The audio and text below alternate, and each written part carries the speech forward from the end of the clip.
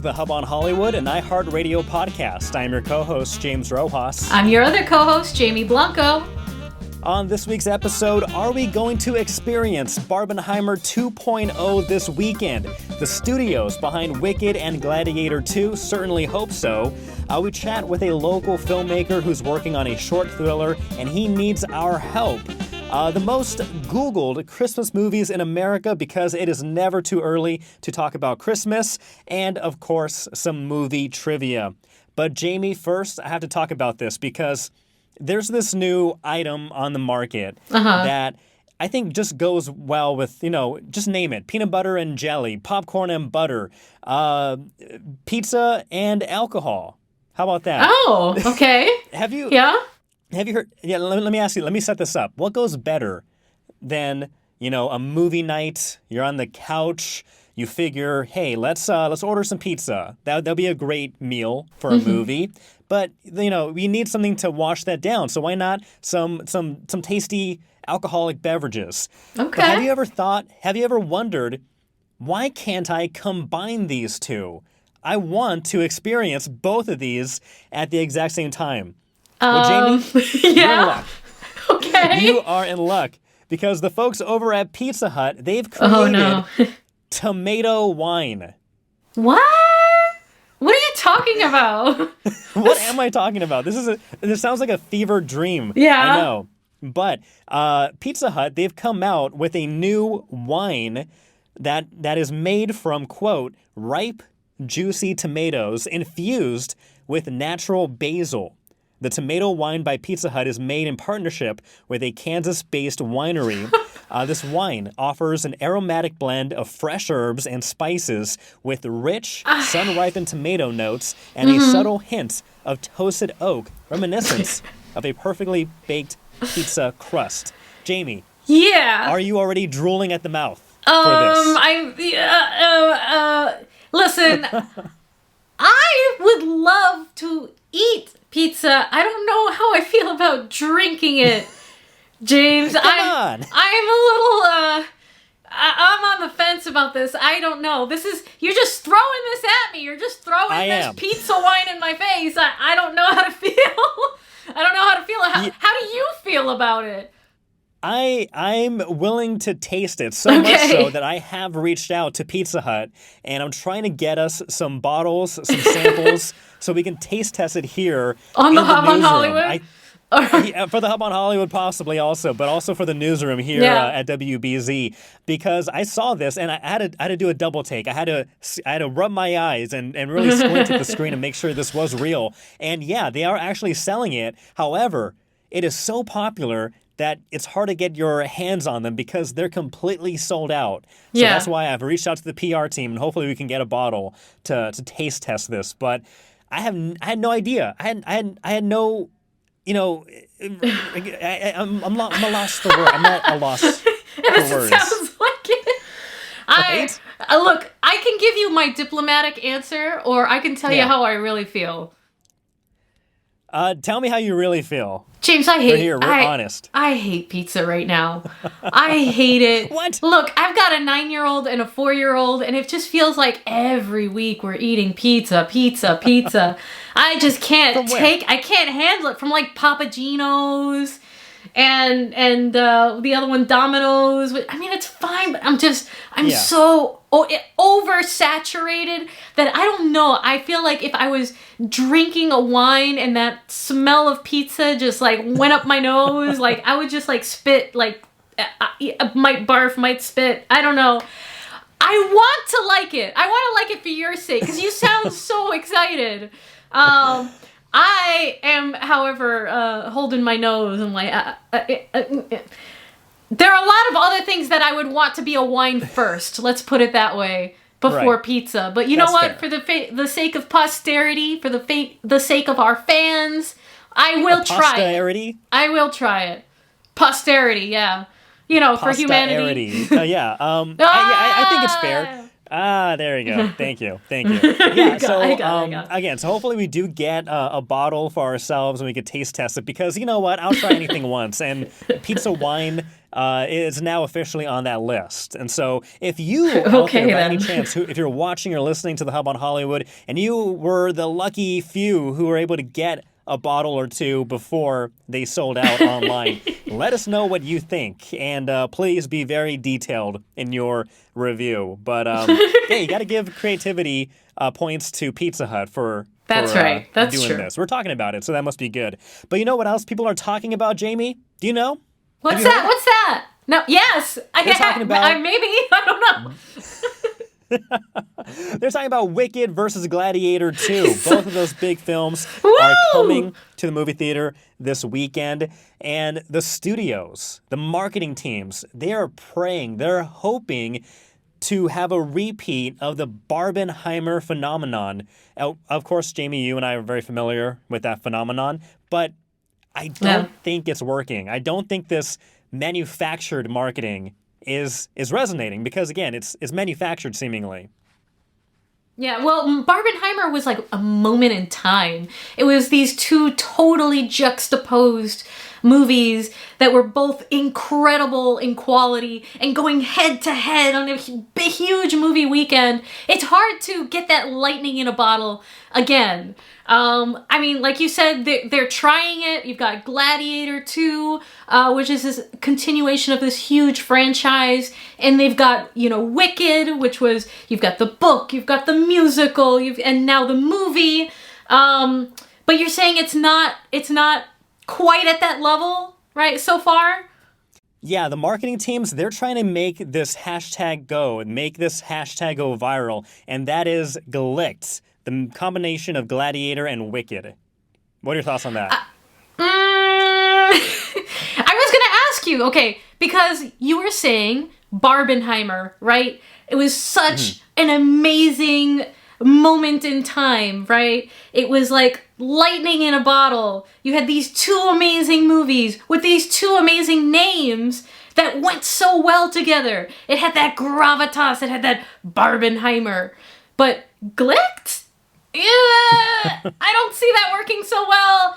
I see that, people turning that into a joke and, and whatnot. My vote, James, wouldn't be for Glicked. It would be for Wickiator. I think that sounds more fun. Wickiator versus Glicked.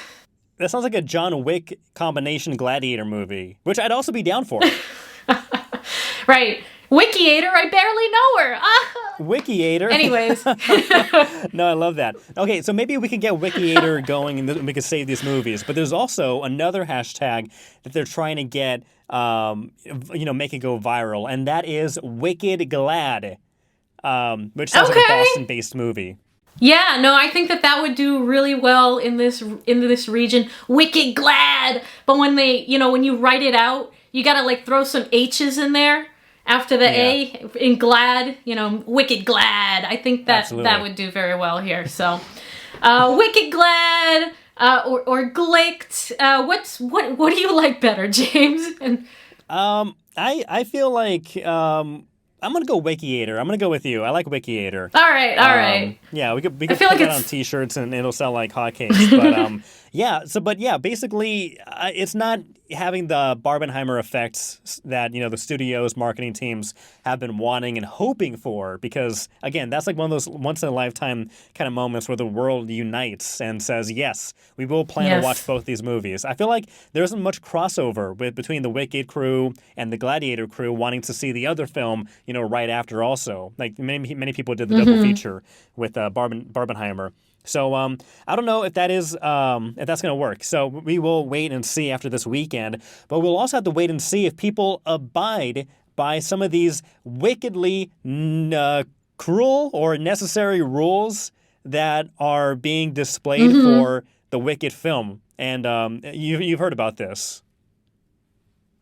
I have, James, and I think it's AMC Theaters that is reminding moviegoers right now to leave the singing to the stars.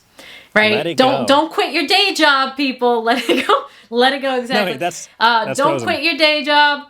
I know, but it's Indina Menzel, who also sang in Wicked, who is the Wicked Witch. So, in a way, there's a connection there. Anyways, let's go with that. Let's go with that. Yes, they are telling people, do not sing during the movie. Let people enjoy the stars, enjoy, the film, and not enjoy your crusty voice, okay? Like, yeah. I think I have a beautiful singing voice, but I will keep that to myself, and do that at home versus subjecting the entire theater to that, James. Now, I know you love to sing as well. I do. I think for the purposes of this segment, let's get your best Wicked voice. No. Come on! I don't know any of the songs, and I will not torture our listeners and our audience by doing that. But if you want to, go for it. Oh, let's see. What's the one? Just defying gravity. Yeah, we'll come back to that. I'll sing at the end of the segment. We'll come back to that. But go for on. those who do want to sing, if you do want that opportunity to belt it out in the theater with an appropriate audience, there will be a sing-along version of the film starring Ariana Grande and Cynthia Erivo. That will be hitting theaters next month. So watch it in silence, appreciate it when it's out right now. However, if you do want to sing, there will be a read-along version of the film next month. So that's the proper time and place to do it. So everyone's happy. I think that's a good compromise. All right. Are you ready for the Jamie version of Defying Gravity? I'll do a little bit. Just a little bit, okay? Because I've got to subject someone to this, right? And who better than our captive audience, right? Okay. Something has changed within me. Something is not the same. I'm through with playing by... Oh my God, this is awful! I'm through with playing by the rules of someone else's game. Too late for second guessing. Too late to go back to sleep. It's time to trust my instincts. Close my eyes and leave. See, I could be in the movie. I could be on screen singing that with everyone else. I think we got some wires crossed, and we actually we patched in Ariana Grande just right now. I think that's just what happened because that was phenomenal. Mm-hmm. All right. Woo! That's right. I'll be at the sing-along, people. I'll be at the sing-along. You can join me there. There we go. Well, you know what else looks phenomenal, and I'm really looking forward to this, is, of course, we mentioned it last week, is the live adaptation of How to Train Your Dragon. The official trailer, first teaser trailer of sorts, just came out, and it looks really, really, really good. Again, historically, I'm not a big fan of the live-action adaptations, but this one has caught my eye along with Lilo and Stitch. So if you haven't seen that trailer or more of the photos that have been released for this film, I recommend checking that out. However, there are some photos that have leaked of another movie turned live adapted. Yeah, smooth. You got it. Looking so good or building much confidence. Oof. I love The Rock, but he was not looking too hot on some of these set pictures from the live-action Moana that is in production right now. It's kind of crazy because Moana 2 coming out in just a few days.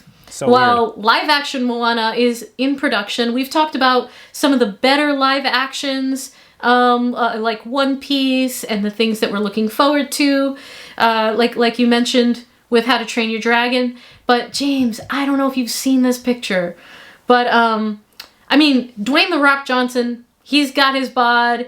He is the original voice of Maui, but his hair, what it is his hair. He's wearing a very obvious wig that in no way looks like real human hair. And the actress who's playing Moana also looks like she's wearing a wig. So I'm really, really hoping that this is just the quality of a really poor picture, looking in on the set, and that it looks a lot better on screen than it did in these photos. But it's got me a little bit worried about the character designs and how this movie's going to turn out. Yeah, I'll go one step further. In addition to just like my issue with a live action version of Moana coming out with the same actor, pretty much with The Rock, Dwayne Johnson playing Yeah. Maui, and then also having Moana 2 coming out like in just a matter of in no time, it's such a weird strategy. Such a weird thing to do to have these movies overlapping each other. And so that alone, it's weird. But yeah, going back to the photo of The Rock, and yeah, granted, it's not the most clear photo. It's a little fuzzy. It's taken from very far away. I did notice the hair, so yeah, that was an issue. But what I think is a bigger issue is I actually think The Rock, even though he is, built like a tank, I think he's actually wearing a bodysuit because the proportions to like his body, like thickness of his arms and chest, it looks much bigger than his head. And so people are theorizing that he's actually wearing a bodysuit to kind of maybe look more like the thicker Maui in the animated in the film. Right. And then he has that big necklace that's covering where the bodysuit meets actual neck. And again, like just looking at the proportions, we know what The Rock looks like. He goes shirtless in every film he does, and he's always big, and he looks how he looks. But in this one, his head looks proportionally, significantly smaller than what his body looks like. So not only are you dealing with a wig issue, but you're also looking at possibly a bodysuit issue as well. So I have a theory. Maybe, if that is the case, they may just enlarge his head with digital effects in post because Maui has a big head in the cartoon, in the animated movies. A big round head. Exactly. That's the only way I'm thinking or justifying how this looks, because it looks off. Yeah. It looks weird. So again, a lot of issues with this. The skin color is off too. Like the color of his face and his head are different from the body and or a possible bodysuit, which is different from the color of his legs. Yeah, something is off. Something is off. So yeah. A lot of things are like off. you said. Hopefully, like you said, maybe they'll do something in post to make this more seamless. But even Moana, even the actress playing Moana, it looks like she's wearing a very obvious wig. So I don't know, James. Here's hoping that this is just a really bad picture, and that things will look a lot better when it starts coming together post-production.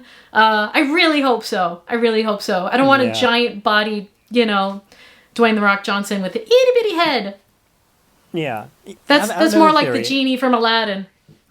Yeah, my last theory adding on to this before we move on, but I think because Maui has so many tattoos all over his body that The Rock, and a lot of stories have been recently coming out just saying how difficult it is to work with The Rock on set. And so like he's getting a lot of bad PR, bad press just by, people just saying how hard it is to work with him and how unprofessional he seemingly has been. But so what I'm saying is that, Maui has a lot of tattoos, so maybe he's just putting on this bodysuit so he doesn't have to sit in a chair getting body sprayed or painted for hours each and every day. So maybe that's one reason for a bodysuit. He could just slip in and slip out with some nice quality baby oil of sorts. All possible. But you know what, Jamie? You know what else is very possible? This local filmmaker succeeding in his quest to come out with a thriller movie, and I think this is really exciting. Yeah. Local filmmaker, writer, and now first-time director, Mitch Qualls. He spoke to us about his current project, Dogwood Pass. So without further ado, here's Mitch Qualls.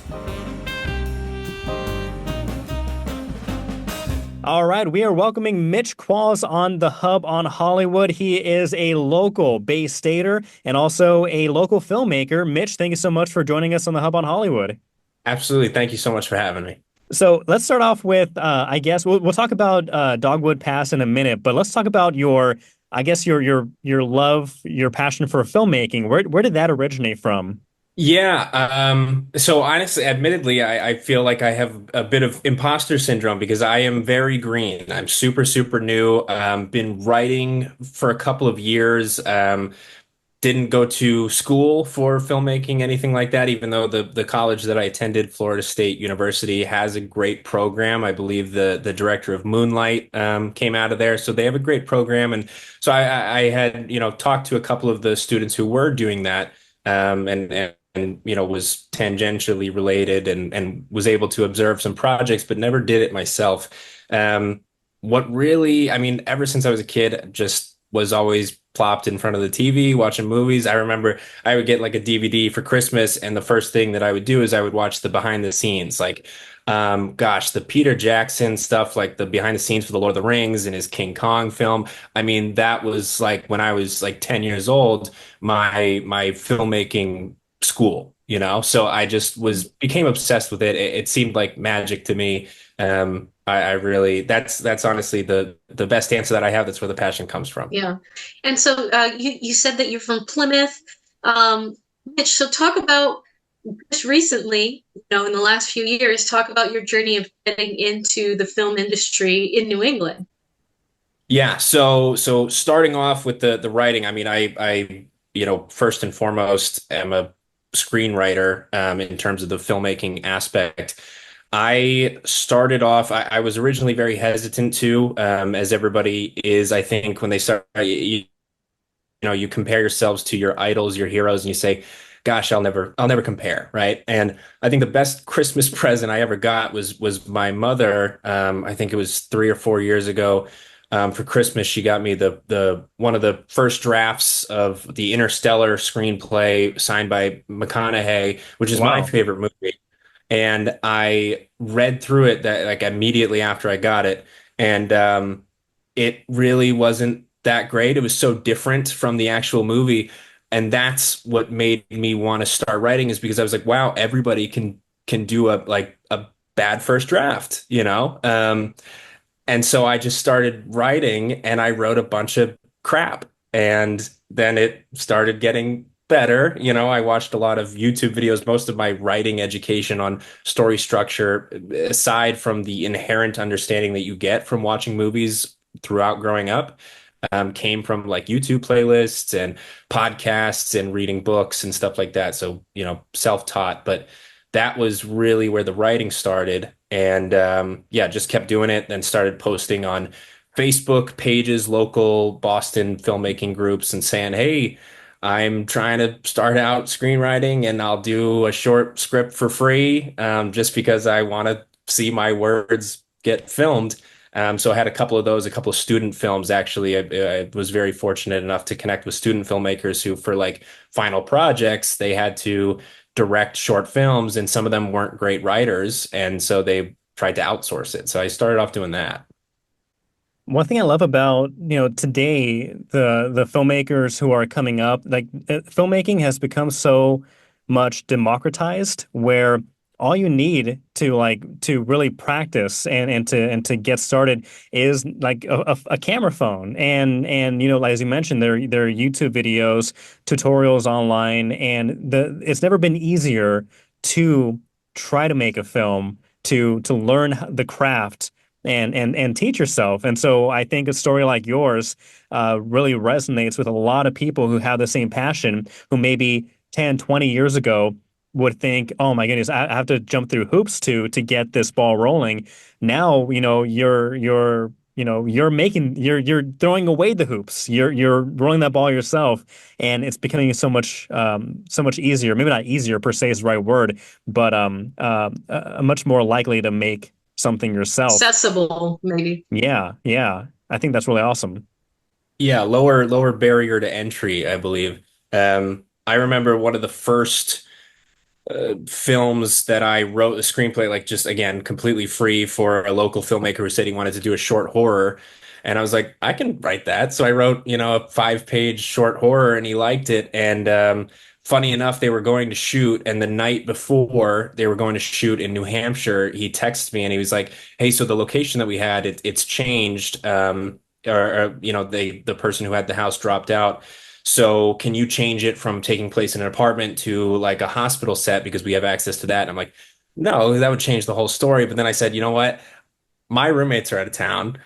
Come shoot it at mine in Boston. I was living at the North End at the time. And so they came the next morning, they just totally changed it up. And I mean, them unloading or talking about, barrier to entry and accessibility and all that. And definitely there is that. But I mean, all the equipment they had and the setup, I was so new to the actual production part of it. I hadn't really seen that.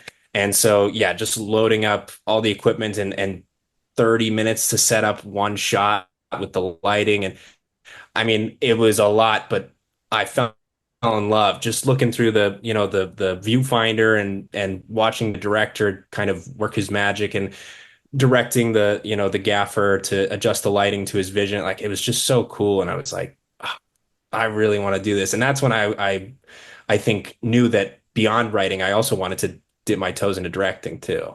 Yeah, Yeah, and so now you and have. that's what you're doing now with Dogwood Pass. So this is your first time directing. Talk about how different that is from the writing part, everything that's going to go into. How are you preparing for your first foray into directing? And tell us a little bit about Dogwood Pass too.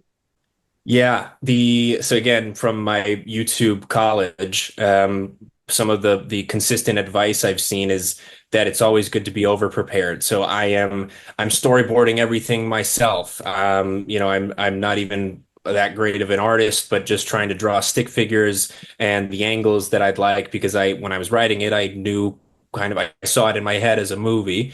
I mean, there's so much that I didn't even anticipate going into it that has now become a factor. For example, most of the film, it's a short thriller film, but most of it takes place in a car driving down a road at night, which when you're writing it, you're like, oh, this is cheap. This is producible. It's like, 1 to 2 locations.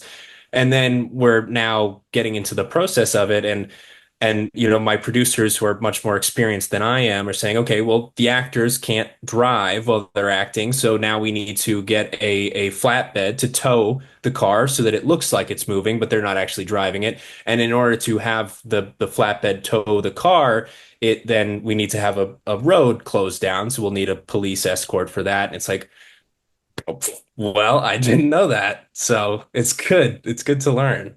And so right now you're in the fundraising Hmm. part of this project, right? Correct. So yeah, where can people go to learn more about Dogwood Pass and help you bring this to life?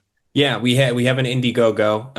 I can share the link with you after if you'd like. Yeah, we are very close actually to the goal, despite so Indiegogo doesn't allow you to change the amount. We originally had planned on putting some of the organically raised funds as well as the funds that I'm putting in myself into the Indiegogo to show that this is how actually close we are to the goal. But I didn't know that wasn't allowed. So the funds that I have myself, as well as privately raised through, other friends and family, aren't in there. So it looks like it's not close, but we are very, very close to the goal, which is super exciting. A lot of people being very, very generous, and I couldn't be more grateful. What's your sales pitch? Like, reiterate what the story is about and why they should be so excited to see this.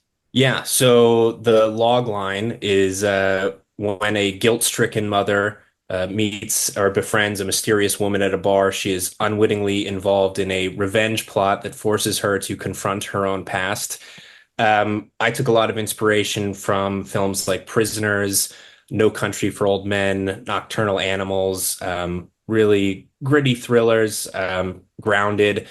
I I love story first and foremost, and again, through all of the videos that I've watched, my understanding of story, I think I treat it a bit differently than a lot of other writers that I've crossed paths with, in the sense that I treat a good story as a debate, almost a persuasive essay, where you propose a thesis statement or a question at the beginning, and then the second act is the kind of conflict, the debate over what is the right answer to that open-ended question, and then the third act is the conclusion. And I think that when you then have characters who inherently have different opinions on that viewpoint, that incites natural conflict. It isn't forced. It's just, okay, it makes sense when you put these two people with such differing viewpoints in a room, they're going to fight. Last thought before we leave.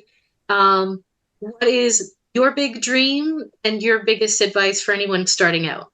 Big dream. I've had this idea for a science fiction film script story in my head for a while. So I suppose, my big dream would be to be able to one day make that my supposed magnum opus. My other big dream would hopefully be to, I've told my mom, if I ever, and I know this is such a pipe dream, but if I ever go to the Oscars, she's my first date. So that would be the other dream. And then what was the second question? Your one piece of advice that that has helped you the most that you would pass on to someone else.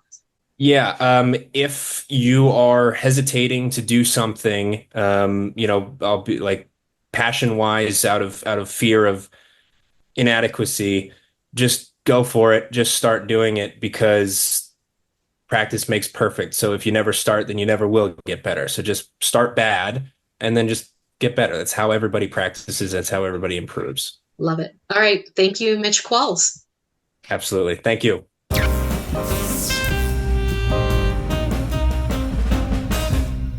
Again, another big thank you to Mitchell Qualls for joining us here on the Hub on Hollywood.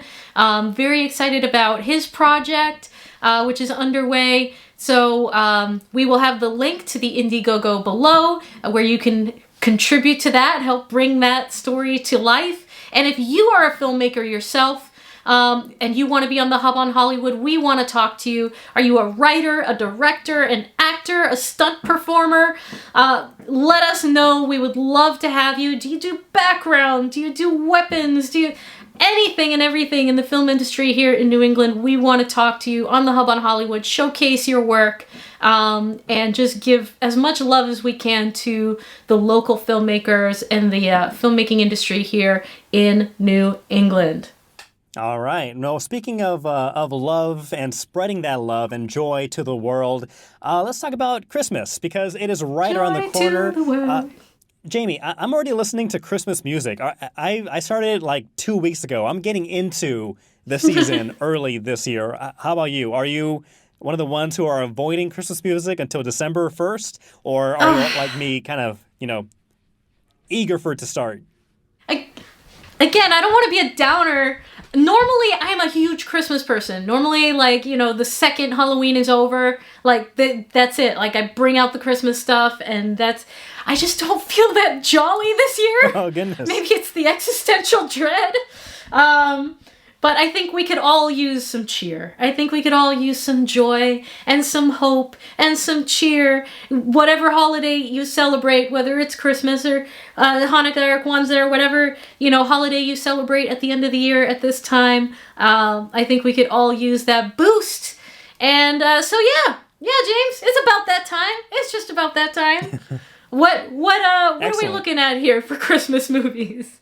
So to get into that holiday spirit and to relieve some stress for those who have it, it is time to go into holiday movie season. And let's start with looking at America's most Googled Christmas movies of 2024. And so we have this list, came out from the folks. I'll put a link down for those who put this list together.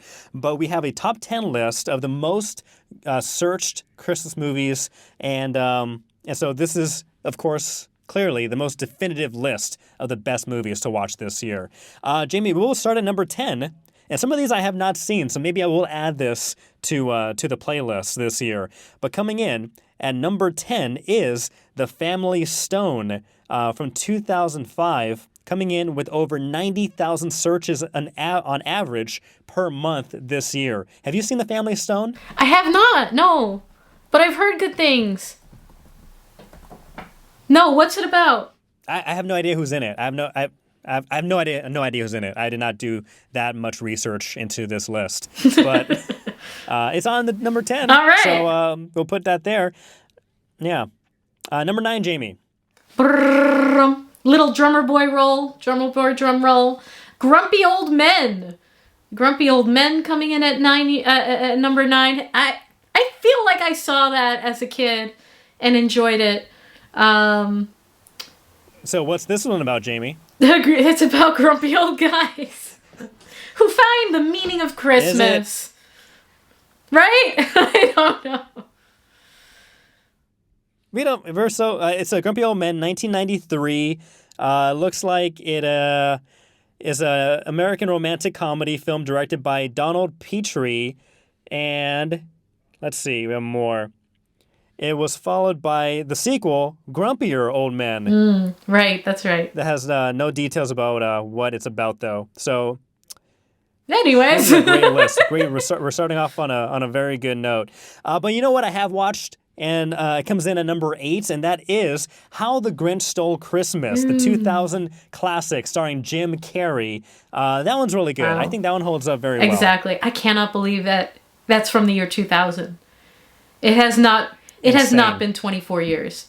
That just came out. I hate it. What is happening? What's cool? At Universal Studios Hollywood, that's where the Universal filmed, was the studio behind How the Grinch Stole Christmas. And they actually have for the Hollywood tours, like, you get onto a tram and they'll take you through all the studio backlots and film sets. And some of them they still have permanently set up there. And they have How the Grinch Stole Christmas, like the village where they shot the film there. So that's really cool to see if you are ever in Hollywood. Speaking of Hollywood, let's talk about Mr. Hollywood, none other than Arnold Schwarzenegger, coming in at number 7 with Jingle All the Way. This one, I think when it first came out, people did not like it that much, but it's grown so much, like in a cult classic kind of way. People rewatching it as adults with their kids. And I will say, Arnold Schwarzenegger and Sinbad, what more do you want? This works. And this is actually a Jingle All the Way movie that is back in rotation at Casa de Rojas. When we're done with this list, I'm going to tell you what should be on the list and what is on rotation here at Casa de Blanco / Galat. But let's see. Next on the list, number 6 is Four Christmases. Number 5 is Bad Santa, which that's not a child-friendly selection. No. For the holiday season, but one that is a good child-friendly ish selection for Christmas is The Nightmare Before Christmas, which my kids love it, even though it's dark, even though it's creepy. It is an absolute classic. And yeah, my kids watch that over and over and over again. About this time, we watch it once a day, until Christmas time. So yeah, you can't go wrong with Jack and Sally. You can't go wrong. No. You can't also go wrong with this classic coming in at number 3, National Lampoon's Christmas Vacation. Of course. That one's a great movie with so many quotable lines, starring Chevy Chase. This one, number 2, second place, most Googled Christmas movie in America is It's a Wonderful Life from 1946.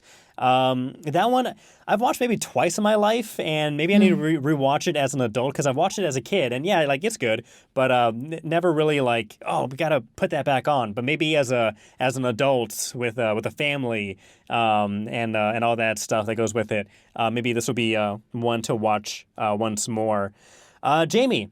Number 1, and not entirely surprised by this one, but we have the most Googled Christmas movie in America this year, and that is none other than the Will Ferrell classic Elf from 2003. Yay! Everybody loves Elf. This is one of Will Ferrell's best movies overall. And it's a classic and a must-watch in so many homes. So yeah, that's a fitting spot for Elf. But I mean, there are other ones that I feel like should be on this list. But I guess this is the most Googled list, not like best Christmas movies in rotation. But another Will Ferrell movie that I think is very deserving, an amazing Christmas movie, and should be on this list and everybody's watch list during the holidays is Spirited.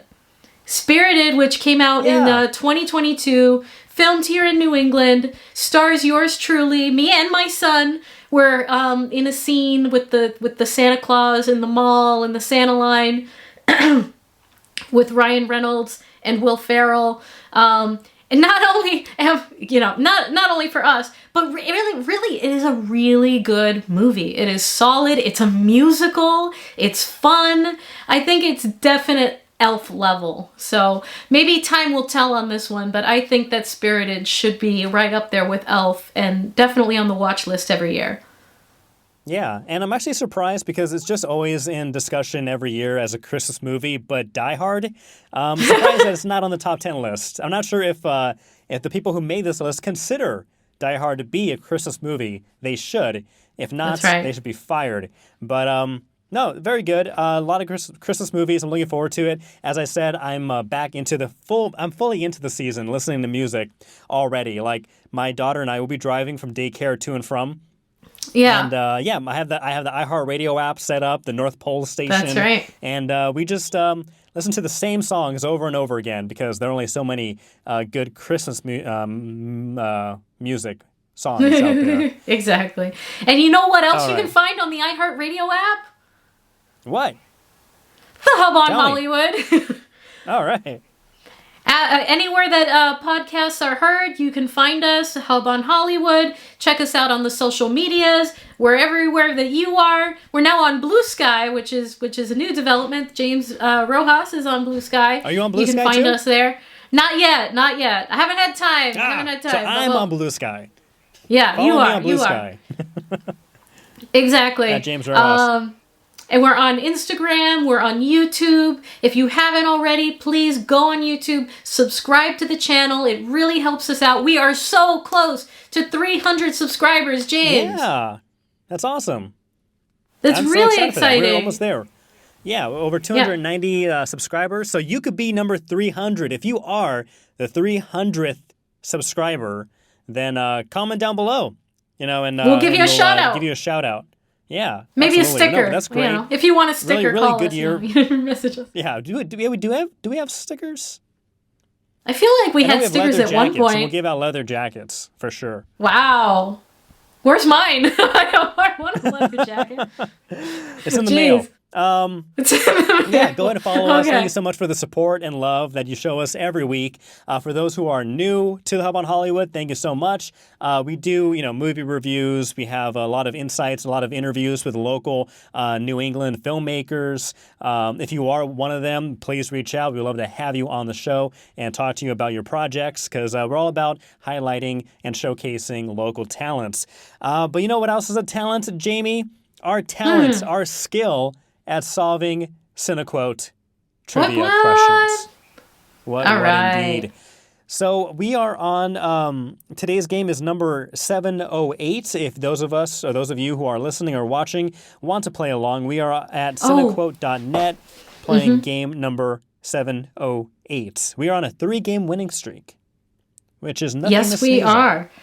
No, it is not. So without further ado, let's get going on that. Could be considered by some to be non-suitable for work, not safe for work. So be wary of where you are when you play.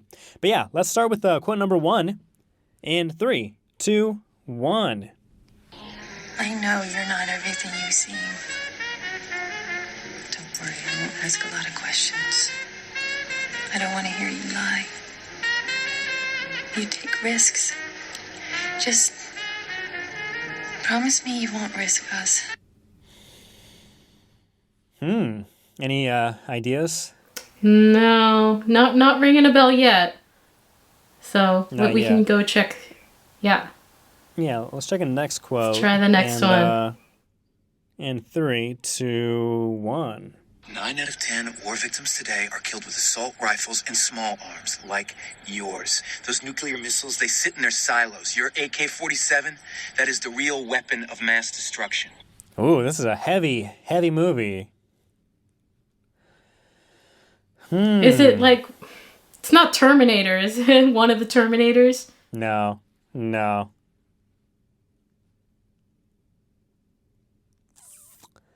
this one's tough. No, we can't let it beat us. Yeah, let's go to the next one. Okay, hopefully third time is the charm. In 3, 2, 1. Even before that night, I started doing a lot of cocaine in West Africa. I'd never tried brown before, but then I never killed a man either. So that's Nick Cage.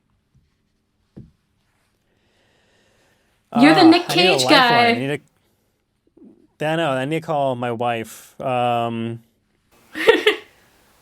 she's the Nick Cage. Let's see.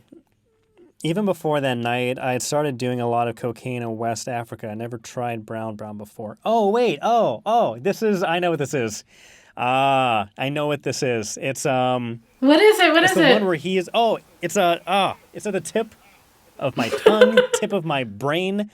Give me 1 second. It's the one where he is an arms dealer. I can imagine just the beginning right now of the film. It's I got this. Give me 1 Okay, second. okay, he's got it, guys. He's This got is it, gonna be guys. great. He can do it. We're gonna make it happen. I know what this is. So I don't want to hit another quote just because. Oh my goodness. I know people are watching this right now, listening. Like, I know which movie that is. God of War. I think is it something of war? Let me see. God of War 2017. Let's try it. Submitting in 3, 2, 1. No. Okay, that's a different movie. Oh gosh. Oh. Okay. We got to go to the next it's quote something, to do the next. It's something. Okay. Next quote in 3, 2, 1. Can you bring me the gun of Rambo? Part 1, 2, or 3. I've only seen part 1. The M60. Would you like the armor-piercing bullets? Please. Dogs of War. Let me see. Dogs. We're trying, folks. We're trying. Let me see. Go ahead and Of Google it War. and see how close we are. Oh, is it? No, not go. Lord of War. Lord of War. I'm gonna go with that. 2005. Submitting in 3, 2, 1. There we go. You got it! I should have searched right. of War before because I knew it was like something of war, not God of War, Lord of War. Said to be a very, very good, very great Nick Cage movie. So, all right. Again, I'm sure people listening and watching knew that automatically after the first or second quote, Exactly. and especially after the third one. But it's been a long day, Jamie. It's been a long day with a lot of ups and downs. We have the ups of How to Train Your Dragon and the lows of Moana 2 and The Rock's bad hair. So quite the roller coaster. Right. But we did end with a win, and I will count that as a high note. All right, James and your wife, you are the ringers. Woo! All right. Well, thank you so much for watching the Hub on Hollywood. Again, if you are new to the Hub on Hollywood podcast, thank you so much for joining us. Please join the conversation. Comment down below. We will give you a shout out, but we want to know exactly what your thoughts are on these live movie adaptations. Again, I think How to Train Your Dragon is going to be a very good one. Moana 1 live action may not be. Are you planning on watching Wicked? Are you planning on watching Gladiator? Are you going to combine them and watch Wicked-ator this weekend? If so, please let us know how that experience was. But Jamie? Stay tuned next week for our Wicked-ator reviews, because we will have that. So definitely next week, Wicked-ator, Wicked Glad, whatever, reviews on the Hub on Hollywood. Jamie, I think there's a much bigger review that's on the table right now that people are dying to know and learn more about, and that is, of course, the Pizza Hut tomato wine. We will try to get that wine. We will try to taste test it and let you know what you think, what we think about it, so you can try it out for yourself. But that's what America wants to know, Jamie. That's the review they're waiting for, and we're going to try our best to make that a reality. Yeah. I think I'm allergic to pizza. I lost my mind. Yes, you have. Goodness. Right. Well, I'll never be allergic to pizza, but I hope you are not allergic to us, because We're pretty catchy, pretty spicy and tasty. I don't know what I'm saying anymore. Thank you so much for joining us. What on are the you Hub on talking Hollywood. about? We'll see you All next. right, see you guys. We'll see you next Bye. week. We're broken. Bye.